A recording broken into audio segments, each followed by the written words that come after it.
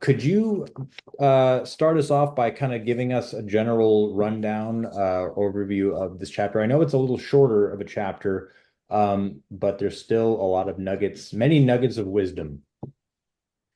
Yeah, so this chapter is sort of like a cap of what we've been doing so far in part two, or a recap of some of the parts of it. So we just did a couple chapters on Christianity, issues in Christianity, and some of the themes there.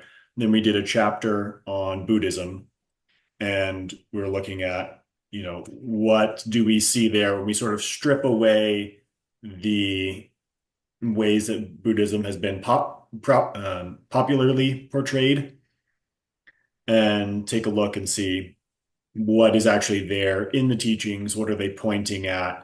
What does the story say? What kind of life and attitude is this trying to imbue in people? And then in those, I point out some similarities. And then this chapter is a focus on a particular key point, I think, that I believe comes out in both traditions and is sort of this underlying, it's an assumption, but we also don't really recognize that we assume it. And it's a miraculous reality, yet it is sort of the foundational reality for everything we do and for these two great traditions. And that's what I call the divine intimacy, that the divine is intimate with the, whatever you might say, the profane, or the infinite is intimate with the finite. It's not, there's not a disconnect there. There's not a estrangement. There's not a dissatisfaction. There's actually a loving and caring relationship there. So and then the whole chapter is just sort of focusing on that point specifically and drawing it out, as full as can be, hopefully. As you touch in the book as well, you use the word engagement. It takes one to engage, uh, to then be able to develop that intimacy to then become effective. Right. Right. So, so the book was written several years ago. Before I wouldn't have been able to tell you what synergism was, or how the theology of that worked. But this idea of this idea was present, that the infinite was intimately connected to the finite. There was this connection, this interest, and then there was purpose in our lives. Our lives weren't just um, meaningless shows. Like the infinite's not just watching a TV show on a, as a relaxation long day of work, and turn on the Rob channel and turn the brain off. Um, Sounds like a Rick and Morty. right, right. So so I had that, and then this idea of engagement. There's a little bit of play on the word there, because we think engagement like I'm leaning in, I'm enacting, I'm participating as much as possible. But there's also the idea of marriage engagement, and this sort of is a little bit lost on us now. But traditionally, engagement was the announcement of an intent to become intimate. That's what that word would have meant at one point in time.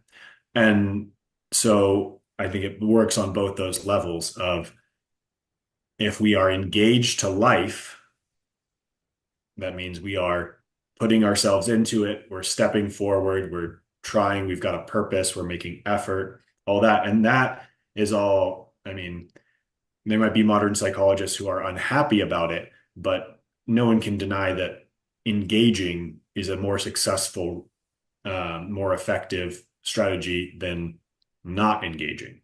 Um, so, so it works on that level, but then there's also the level of being engaged to life, being engaged to the truth, the light and the light and the life. You are moving towards intimacy with life and the source of life. And you do that not, say this, you don't do that exclusively through inner work, pulling back and disassociating from life. There's a time, a place, there's methods for um, inward movement and isolation and silence and all that. That I'm not denying that, but ultimately, it's not a the world is not a illusion and a trap. The world is there with a purpose to be engaged with, and by moving into that engagement, you are engaging with not only what's in front of you, but what the source of that which is in front of you, the thing that God who put those obstacles, those difficulties, those annoyances, whatever they are, in front of you and part of your life.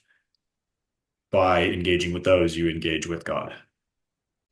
Um, I think of the opposite of being engaged as being detached, as being disassociated, and through that comes uh, various forms of ways to block out emotions or block certain things out. So you think of drugs, you think of risky activities, you think of sinful activities that detach you in a sense from being fully engaged in life.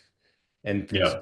through that pathway of being engaged consistently, or at least having the desire to engage, you then develop that intimacy with the infinite, with God. And Mhm. that then you become effective in what you're doing. Is that right? Because you Yeah. okay. Yeah. Well, and then again on two levels. So one, you you become effective when you're cooperating with God. I mean, God is the most effective by definition. So if you're working with the will of God, then you're on the winning team. So it's you become effective in that manner. You what does it say in the Bible? All things work to the benefit of those who believe or those with faith. Um, so you have sort of the total will of the cosmos and the creator of the cosmos aligned with you to the degree that you're aligned with it.